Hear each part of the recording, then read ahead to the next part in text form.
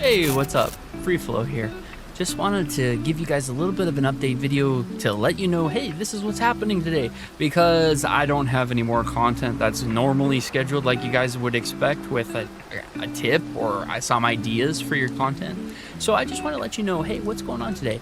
So today I'm here to announce that very soon, hopefully this upcoming Wednesday, I'll be posting a new video, a very long video, about 8-ish minutes probably, of a new series that I'm going to be doing. So I've been working on this for about 2 weeks now, which is a lot of work.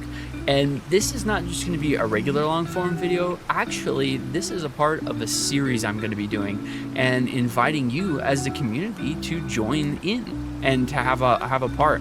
So basically the idea is that I'll be sitting down in the park and we'll be talking about anything related to VTubing and content creation. So any question that you've ever wondered about VTubers, about the community, about how to do things with social media, and giving tips and ideas on what we can do to improve our social media and, well, our storytelling and talking about things. So the first subject that we're going to talk about, the first question the community has spoken, is a $2,000 VTuber model. Do we need that? Do we not need that? Is that what drives people to us or not?